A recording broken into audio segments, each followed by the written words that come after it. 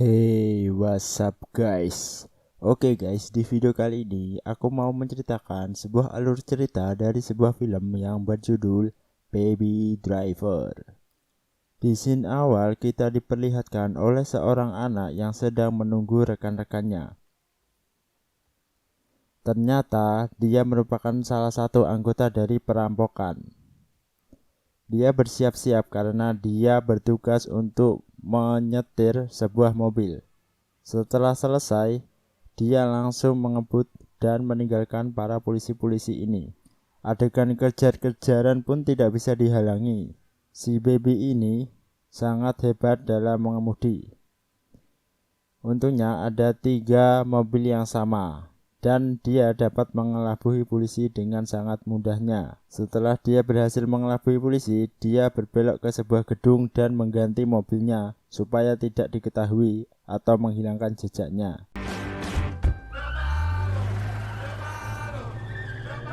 Scene berpindah saat si baby atau si driver ini memesan sebuah kopi. Seperti biasa, dia atau mereka merayakan keberhasilannya dalam merampok, dan pembagian uang pun dilakukan. Si baby ini selalu mengenakan headset dan kacamata hitam. Tujuannya adalah untuk mengurangi dengungan saat dia mengemudi. Setelah pembagian uang dilakukan, mereka pun pulang. Si baby ini memiliki hutang kepada bosnya, dan dia hanya diberi waktu 1 kali lagi kesempatan untuk melunasinya. Si baby ini hidup dengan seorang kakek. Namanya adalah Joe. Joe sebenarnya tahu bahwa baby ini adalah seorang perampok, tapi si baby ini berbeda dengan perampok yang lain. Dia memiliki hati yang baik. Hobinya adalah merubah kata-kata menjadi sebuah musik.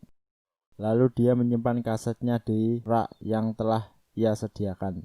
Oh ya, orang tua si baby ini sudah meninggal, dan hadiah yang diberikan oleh mamanya adalah sebuah iPod. Scene berpindah saat si baby ingin ngopi. Lalu dia melihat seorang cewek dan menanyakan siapa namanya. Si cewek itu bernama Deborah.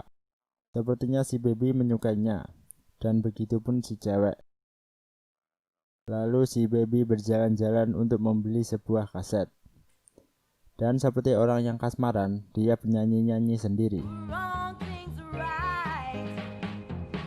Scene kemudian berpindah saat mereka akan melakukan perampokan yang kedua kalinya. Mereka memperkenalkan anggota satu timnya. Pria bertopi merah ini namanya adalah Beth. Dan saat rapat, si baby tetap mengenakan headset. Beth ini tidak suka kepada baby karena ia terkesan tidak memperhatikan saat rencananya sedang dijelaskan. Tapi ternyata saat si baby menjelaskan, semua orang terdiam, dan ternyata si baby ini mengerti dan sangat paham tentang apa yang harus ia lakukan. Scene berpindah di TKP yang akan mereka lakukan. Kemudian si baby menunggu di dalam mobil. Ketika mereka selesai, si baby langsung tancap gas saja. Tapi sayangnya ada orang yang melihat, dan adu kejar-kejaran di dalam mobil pun tidak dapat dihindarkan.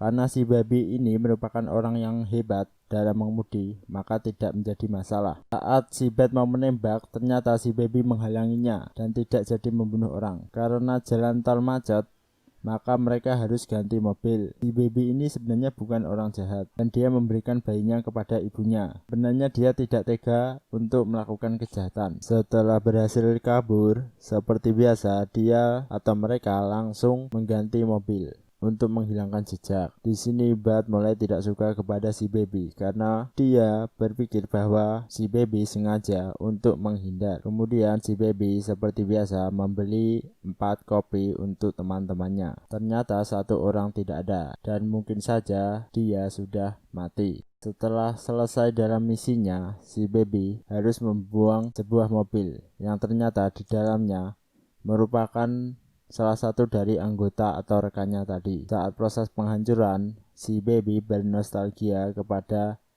almarhum ibunya dan mengenang masa-masa kecilnya yang sangat menyenangkan.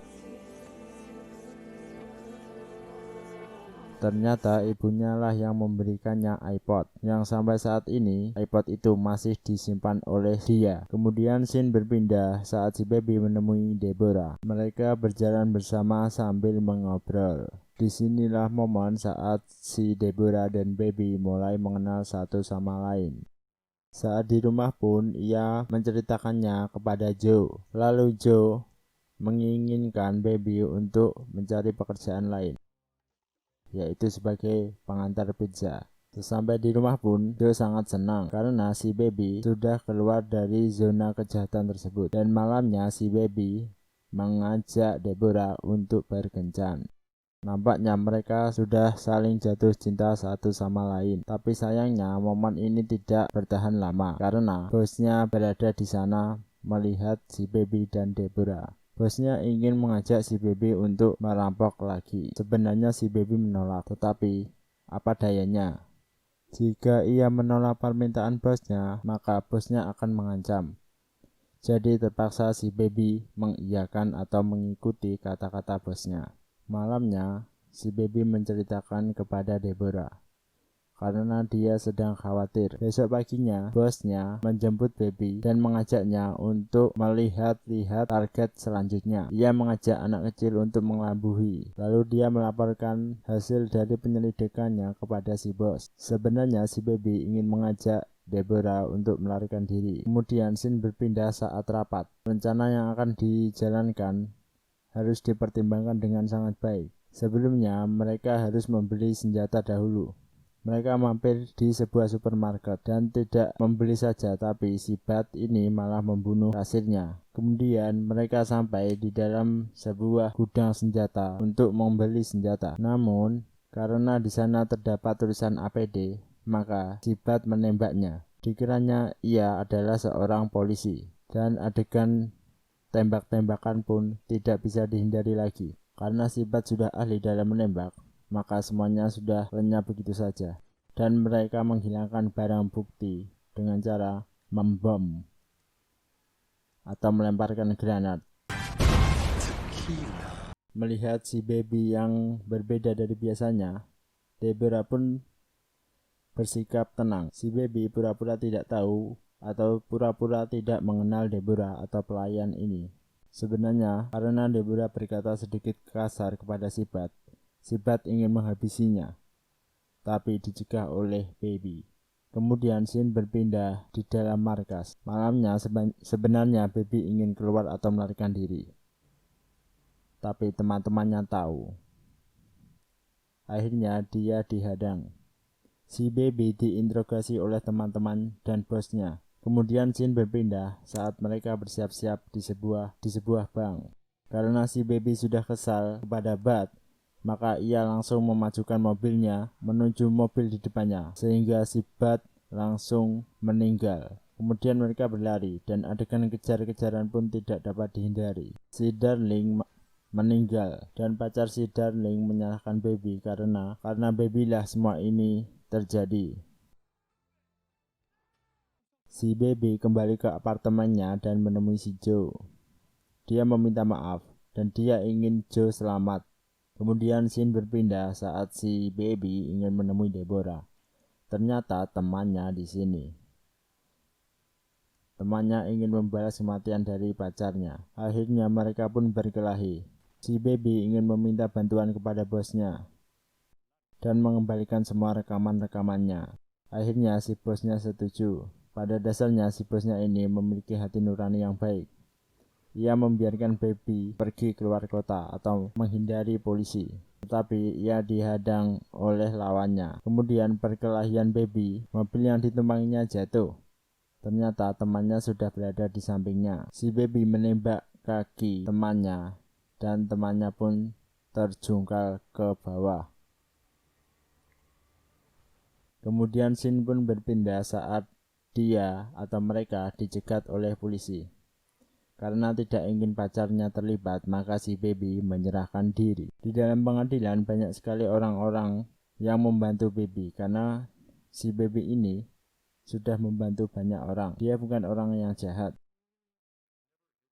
Kemudian scene berpindah saat si Baby sudah dilepaskan. Baby dan Deborah pun akhirnya hidup bahagia. Oke guys, mungkin itu saja alur cerita dari sebuah film Baby Driver. Secara alur film ini sangat bagus dan mudah dipahami. Lalu nilai moral yang terkandung di dalam ini adalah apapun profesimu, selalulah berbuat baik kepada orang lain.